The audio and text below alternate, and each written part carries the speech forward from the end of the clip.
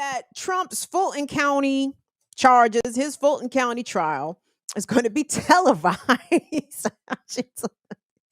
That shit's going to be televised. They're going to put the Trump trial on television for everybody to see. Those of a certain age, if y'all thought people watched OJ, no, it's everybody and their mama is going to be tuned in to this Trump trial. Please and believe it. And this might be the only one that we will get to see on television because his federal trials will not be televised. They do not broadcast federal court proceedings. You will get them good courtroom sketches, and that's about it. But to see Trump and his weave sitting up at the defendant's table, I think a lot of people are going to tune in to see, right?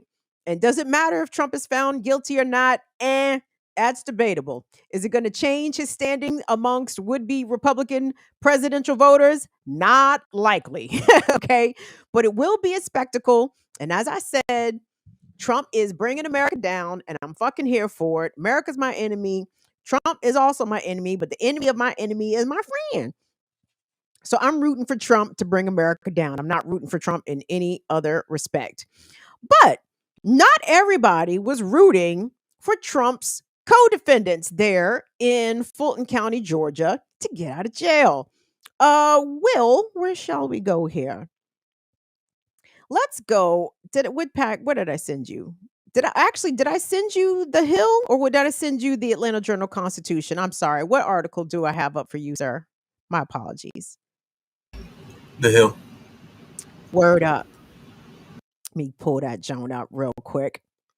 So his name is Harrison Floyd.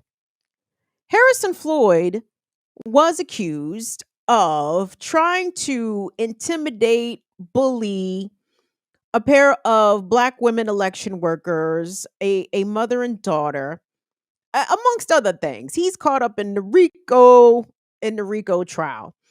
And this story per the Hill this week, it says Harrison Ford, the only Harrison Ford, don't he fucking wish. He wish. You wish you was Harrison Ford. Harrison Floyd. Harrison Floyd. The only Trump defendant not out on bail was finally granted a bond in Georgia over the Georgia election case. Now look at Harrison Floyd. Harrison is an interesting cat. Harrison, before being caught up in this Trump RICO case, again, he is one of Trump's 18 co-defendants. Harrison had got into some trouble here in Maryland. What happened to him in Maryland, Kim? Oh, he thought he was super nigga. Let me tell you about this motherfucker. So, per the federal investigation of Donald Trump and his participation in the January 6th insurrection, FBI agents came to Harrison's house to try to serve him with a subpoena. And in true form, in true Negro who has been kicking it with white folks a little too much, Harrison allegedly attacked two FBI agents when they attempted to serve him with a subpoena, with the order to appear before a federal grand jury to testify about what he knew, when he knew, etc. What the feds allege is that he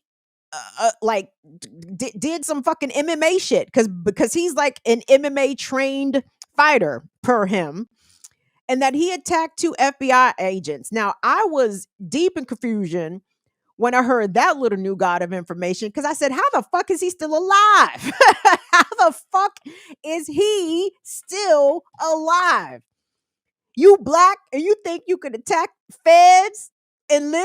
Shit. Well, I guess he was hanging around his white friends a lot, because he did survive, and I don't even think they beat him in return. But anyway, so he's facing federal charges out of Maryland pertaining to that assault on FBI agents. That was the justification a Fulton County judge used to keep his Black ass in jail. But it only got a little bit more interesting than that because, again, out of everybody charged in Trump's RICO, he was the only one. Where was he? Being held in the Fulton County Jail ever since he turned himself in to face those RICO charges. And I was shocked, not shocked at all. But I said, wait a second. Hold on. So part of the reason why when Harrison went before an arraignment judge, what he said was that number one, he could not afford. Oh, okay. Hold on, I'm getting ahead of myself. The rest of Trump's 18 co-defendants secured counsel before turning themselves in, right? So their attorneys were able to work out with the Fulton County prosecutors, Fani, Willis, and them's office. They were able to work out, secure, negotiate bonds in advance of them turning themselves in, so they could get right the fuck out. Harrison didn't do that.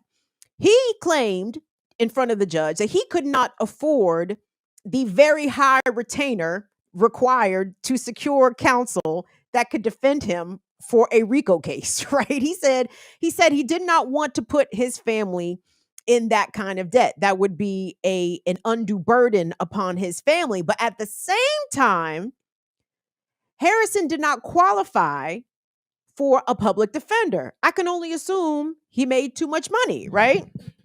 Made too much money doing what? I'm not sure. He was the leader of the Black Voices for Trump. I guess not to be confused with Blacks for Trump, but they seemingly are the same Sambos. So that's why I have it Blacks for Trump, because Blacks for Trump, Black Voices for Trump, Coons for Trump, Sambos for Trump, whatever the fuck you want to call them, they all subscribe to the same silly nonsense. But this week, Harrison was able to secure a bond. Now, part of how he was able to secure a bond, and this is according to The Hill, is that a judge signed a $100,000 bond agreement for Harrison Floyd on Tuesday, which is 5 days after he was detained at the Fulton County Jail, right? It says Floyd was released a few hours after he reached a bail agreement. Okay. Now, part of the reason why he was able to come out in the first place is because there was an online fundraising campaign to try to get him proper counsel that could secure all of this for him, right? And again, he is accused of harassing and intimidating election worker Ruby Freeman, who was a Black woman. He was trying to coerce her and intimidate her to making false statements about the election operations, what happened on election day of 2020. According to The Hill, all this done under the guise of offering her help. The Black woman said, Ruby said, I don't need no help from no fucking Sambo like your ass. It said Floyd's bond amount is $25,000, which is more than the defendant's Trey Cootie. Remember the crazy looking sister who had that very deranged smile in her mugshot? So hold on. It says Floyd's bond amount is 25,000, which is more than defendants Trey Cootie and Stephen Lee, who were also charged similarly for their efforts to influence Miss Ruby Freeman and her daughter. He is charged with racketeering conspiracy to commit solicitation of false statements and also writing and influencing witnesses. Interesting. So he actually came out of jail this week and spoke to reporters. And what he said was very eye-opening and interesting. And I would like for us to hear from him. Now, hold on. Now, mind you, he sat in jail longer than everybody else. He had a higher bond than everybody else. Trump did not crack open his super PAC war chest, of which Trump himself has spent $40 million on his own defense. He didn't crack that shit open for Harrison Floyd, for one of his favorite African Americans. And like, Anyway, hold on. Let me not get ahead of myself. I want you guys to hear this statement that Harrison Floyd gave to reporters this week after being released and finally granted a bond outside. This is him outside of the Fulton County Jail. Let's take a listen.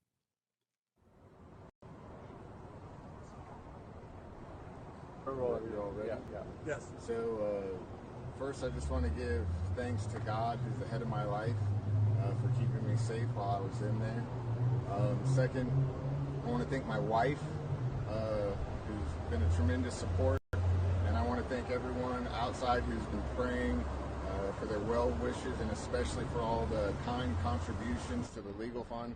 They're greatly appreciated. And last but not least, I would like to thank District Attorney Fani Willis for giving me what we call in our community a Negro wake-up call, because she has reminded me that our country and the state of Georgia will not be able to be a righteous nation if we stand on pillars of corruption, racism, lying, and cheating. And when we are governed by men and women who are more concerned about things in the world rather than serving the citizens they're sworn to protect, we end up going into more and deeper darkness.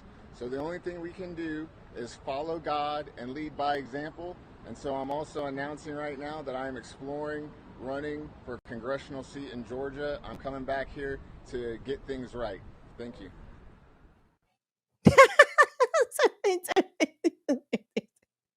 He thanked Fran for giving him the quote Negro wake up call. Sir, I'm sorry. You trying to tell me at no point in your life did your white friends ever give you the Negro wake up call? I'm sorry. I do not believe that Harrison Floyd is big man in his 40s and this is his first Negro wake up call. What's the Negro wake up call?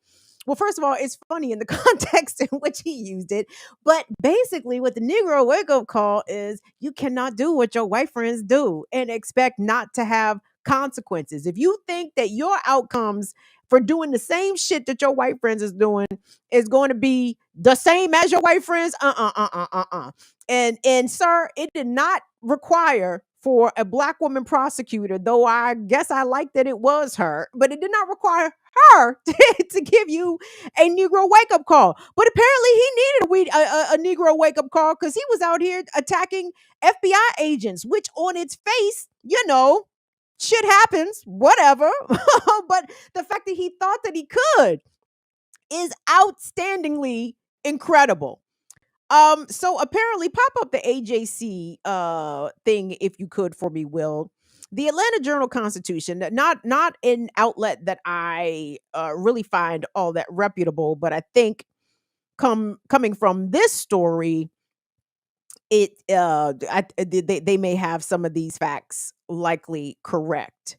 So hold on, let me pick it up here. So again, Superior Court Judge Scott McAfee signed the bond order on Tuesday afternoon, 5 days after Floyd turned himself in to be arrested at the Fulton County Judge. And the article goes on to say, it says, Chris Kachornoff, who is a Virginia-based attorney who filed paperwork on Monday representing Floyd in Georgia, said that he was contacted Tuesday by Fulton County District Attorney Willis, Fran Willis, by her office to try to arrange the bond, and claimed that his client was only given bond because the prosecutors, quote, didn't like the optics of Floyd remaining behind bars.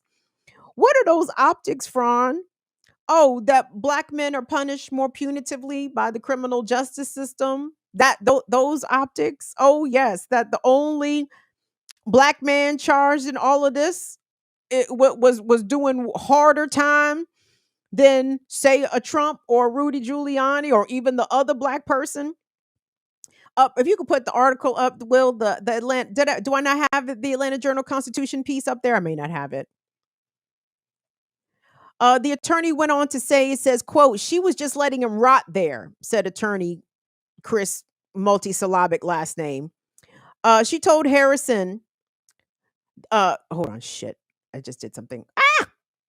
Never mind. Okay, I might be done reading because I hit too many buttons. I'm not sure what I just did here. I don't want to continue. I want to cancel. I don't need to be translated.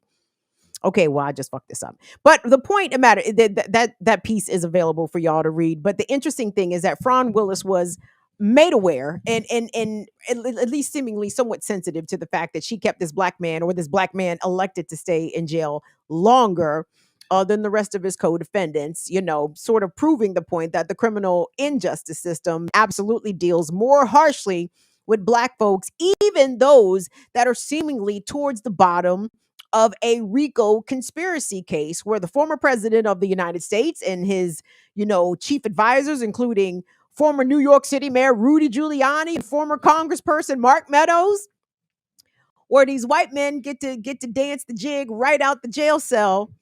This brother was held up.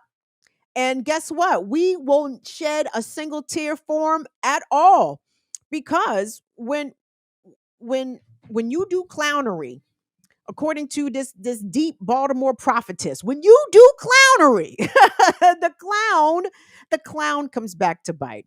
And as you see there, Harrison Ford has not done his clownery, because now he talk about running for Congress. Jesus, all those Herschel Walker voters are probably going to rally behind him. To what, in whose congressional seat he's even preliminarily making a challenge for, I'm not exactly sure.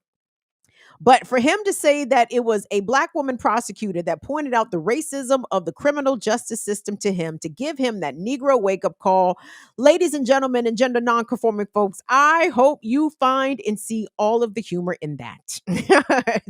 I hope that you are tickled by that. I hope that you have no sympathy for this man at all. I'm hoping Trump and all of his cronies get found guilty, black, white, and other. I don't feel bad for them, but I find it hilarious that the Blacks for Trump, the Black Voices for Trump leader, stayed his black ass in jail as Donald Trump raised at least 7 million from the release of his mugshot, and that this man Harrison Floyd was only able to secure counsel via an online crowdfunding exercise, right? And I believe the Atlanta Journal-Constitution reported that he raised over $250,000. $250,000. Jesus! All you got to do is be black for Trump. and